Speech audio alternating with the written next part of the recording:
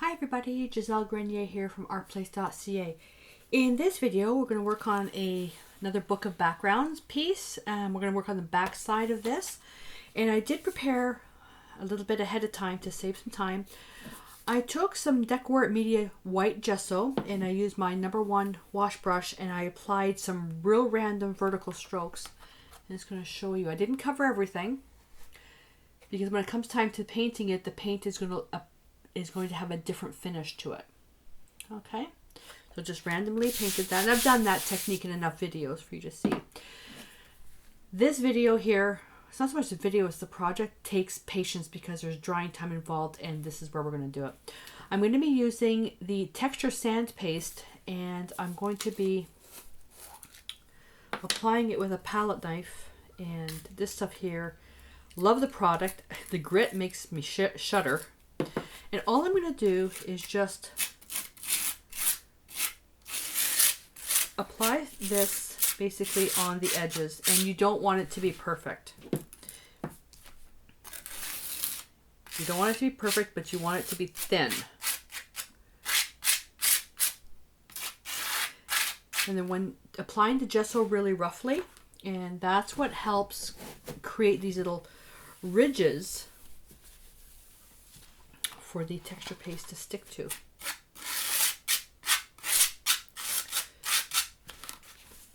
And I'm cleaning this up because I don't want it to go on the back side of this.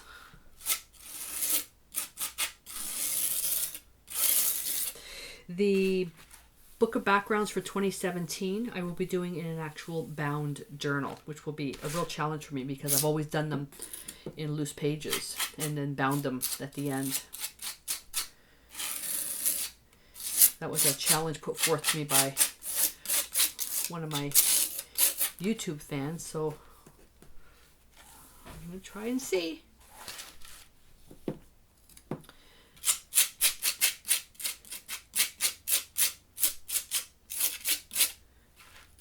Be very careful when you're using a palette knife on your no-stick mat so you don't damage it. And I'm leaving the middle relatively flat because I want to be able to do some stuff in here.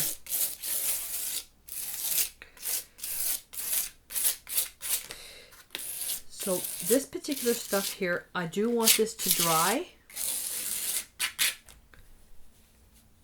I want it to dry, so I'm going to let it sit for, well, as long as it takes to dry.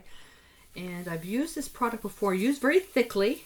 I would usually say if you use it thickly, leave it for about 24 hours. But I already see some of this drying up, so it'll take a couple of hours to dry. But if I'm not sure if it is fully dry, because the top may be dry to touch, it's what's underneath, then I will let it sit for 24 hours just to be safe. All right, and all these black marks is just leftover paint and tarnish from my palette knife, and that's nothing to worry about because we're going to be painting over it. All right, so I'm just going to clean this up. I do not want this stuff to dry on the no stick mat. So once this is dry, we'll come back and do some color mixing.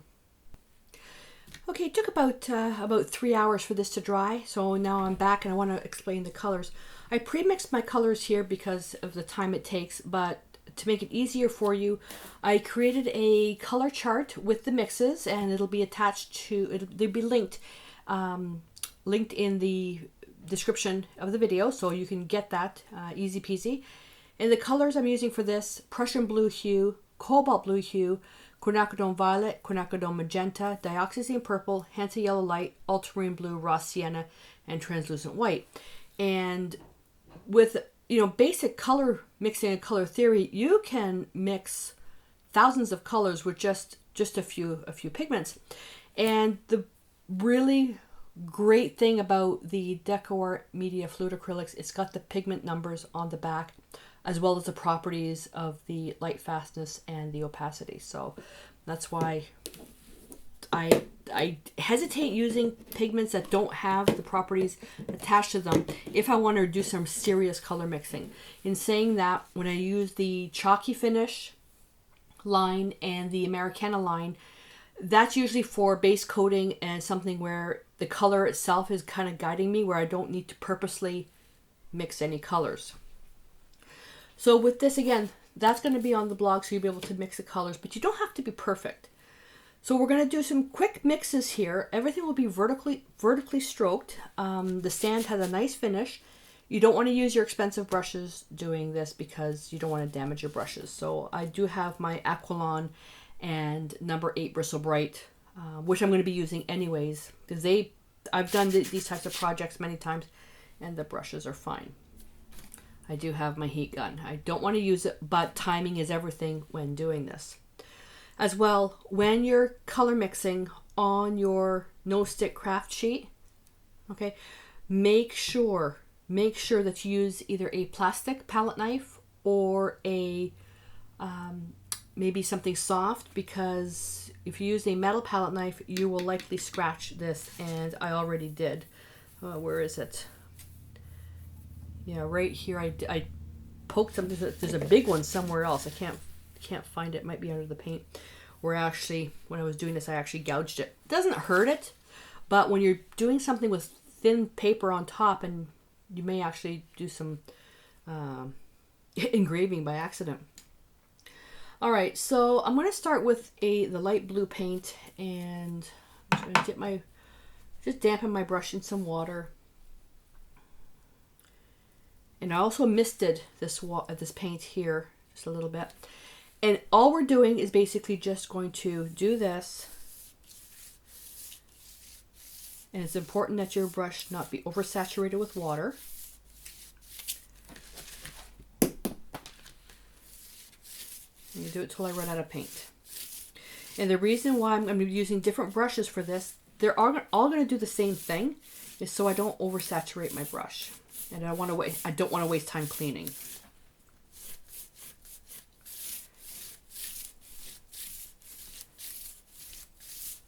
Well, that went far. Holy cow. Let me just finish this corner up here. Now where the piece has the gesso and where it's just the plain paper, it takes the paint a little bit differently. Okay. All right, so I'm going to rinse that and leave that aside. And now I'm going to go, do I need to, just going to hit this for just a couple of seconds.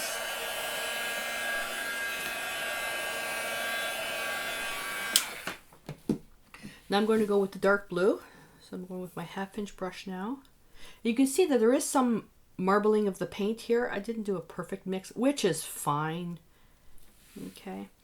And now I'm just going to pull this in randomly and not covering all the blue.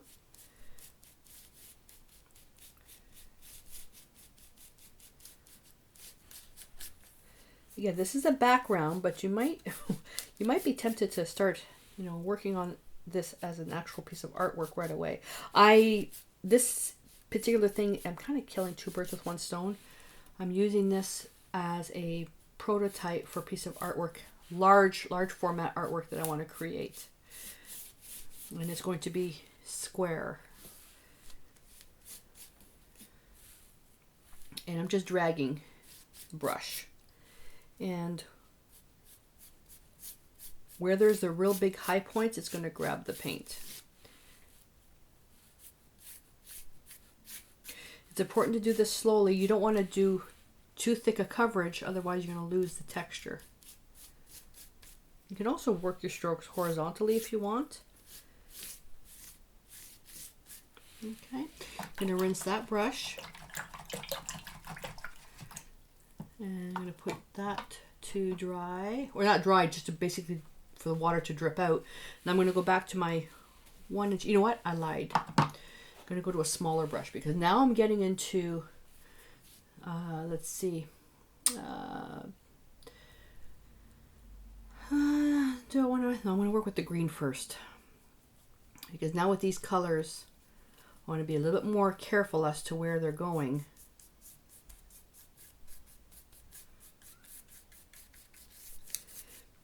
And the prototype for this will be my actual artwork. So when it comes to the stage of doing the phase 2 of the Book of Backgrounds, which is basically the art itself.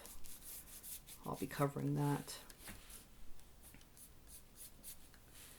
And a great way of doing this is, if you want to do something for your own home, is you create it in your Book of Backgrounds. Pull colors from your home if you want to put it, if you want to create something for your living room. Pull colors of your furniture, your main color, your furniture, some of your accent pieces.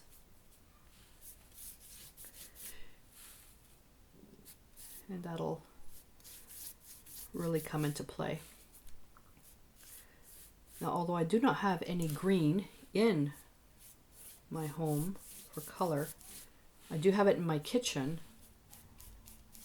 but not this. It's a real neon-y. It's a neon-y for pot holders. But the majority of my decor is modern rustic industrial. So we always know there's a lot of blacks in there, silvers, industrial components, metal. But the green is a nice touch. And I want to hit that with a bit of purple as well. I think I might end up coming back again with some other colors, or some other layers of existing colors. I have to see how this is building up. I'm going to hit with now this is basically my accent color, and I'm only going to do a little bit of this because it's so strong. And this is to create that visual appearance. Our home is maybe see the show Tiny House. It's not a tiny house because it's a 2-floor townhouse, but it is small. And we like it small because it's more cozy, and we live, I wouldn't say minimalistic, but it's something that we're working towards. So this, creating artwork with visual lines, depending on how it's positioned, helps make a room bigger. Guide your eye. Same thing when you lay flooring, you make go a certain way with the light, makes the room look bigger. We did it the opposite because we wanted the room to look wider. So you just pull whatever colors speak to you. And I pulled these colors out based on a photograph that I took, and I pulled out some colors that were in the photograph, and that photo, that picture I took, is going to be one of the focal points. I have to buy a massive frame, and so this artwork will complement it quite nicely.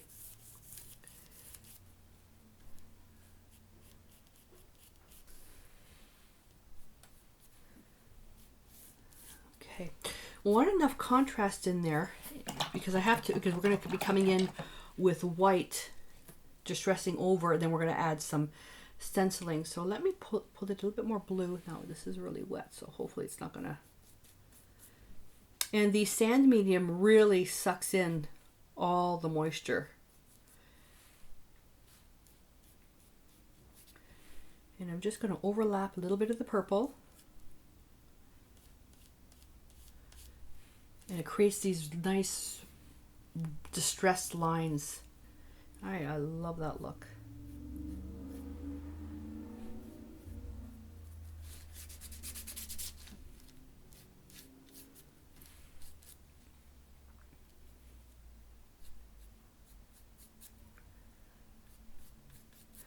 Need some dark over the sand to create that contrast.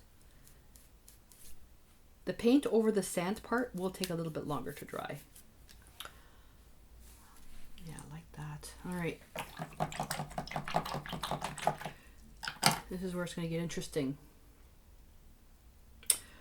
I'm going to, it's already dry. Going to do some stenciling. Now I love using the Decor stencils. Unfortunately, what I was looking for wasn't available. So I went to the fabric store and I got, and I'm probably going to pronounce this wrong, Punchinella.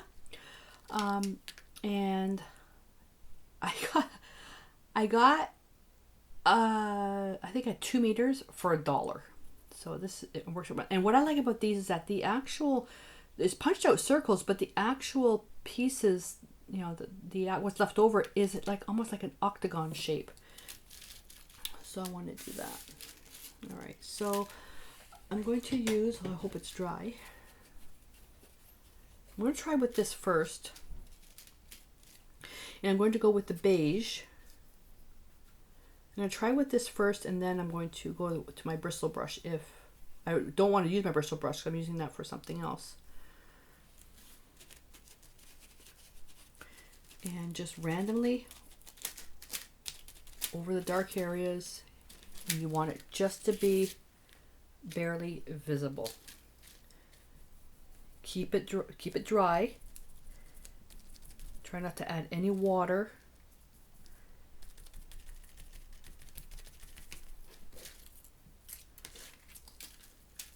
So where I have this piece here, I'm going to add a little bit in there. It just breaks up large areas. It's a great way to cover up some of the areas where the paint's a little bit thicker. See, that's a bit thick for me. Get a baby wipe. It's a little bit thick for me. Take a baby wipe and I'm going to press, and I'm going to just be removing a little bit of paint.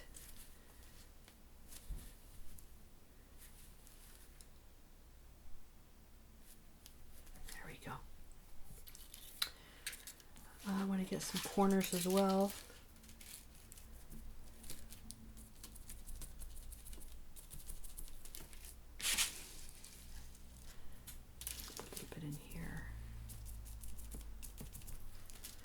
Keep it light.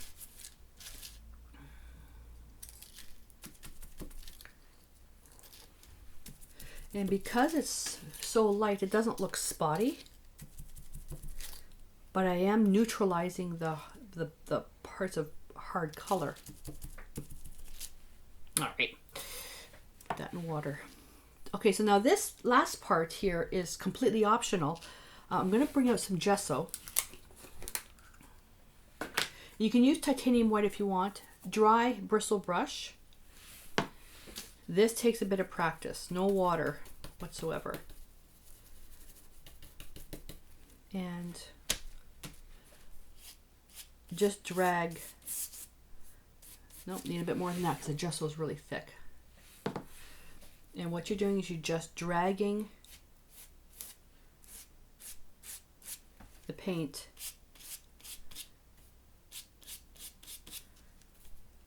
over some of the areas.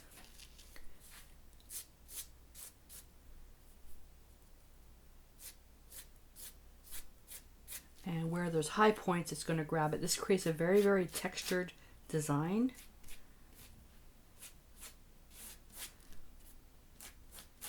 And you really only have one kick at the cat to do that. Oh, that's a terrible way of saying it. You only have one chance to do this because the texture paste, or the sand paste just absorbs all the paint. Oh, here comes Mia. If I were to use a palette knife, it would be too thick. There we go. Now we're getting it. Now we're getting it.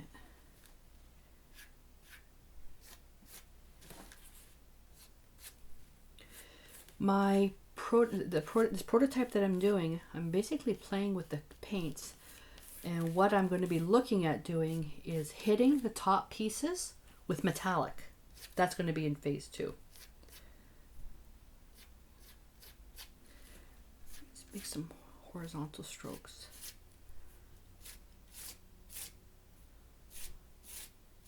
That's why you don't use your expensive brushes for this.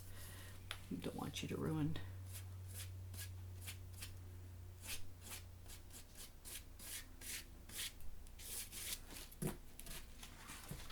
There we go. The paint's a little bit thicker here. Now what I can do is, like, when it dries, I can come back with some of the other color and put it in, but I'm liking what I have here. So just envision where the sand is, where I did all the gesso part, the white, as metallics. I think that's going to be really, really pretty. That's it. That's all that's involved. If you find your gesso's a bit thick, just go with some titanium white, but you're ready to go. All this paint that I have here, I'm not going to be wasting it. I'm going to pop it into I've got these little pot containers, and I'm just going to number them and then number it in the book as well. That way I can refer to it and do another project with it. Don't want to waste this type of paint. All right, so that's it. So this is gonna dry. It's gonna go into the pile with the other book of backgrounds, and I would love to see your version of this using colors from your own home, or you can use these colors, copy that, and just show me a picture of what you've done. But I would love to see your version of this design using the texture and the layering with the components, colors from your home, and you can share that with me either by email or in our free private Facebook group. The links to both of those are on my website at artplace.ca. And if you'd like to see more videos like this with the Book of Backgrounds, give me a thumbs up, subscribe to the channel, leave me your comments below, just so I know exactly what you're looking for and if there's something that you'd like me to try. All right, so gonna clean up this paint and prepare for another video. And until then, stay inspired.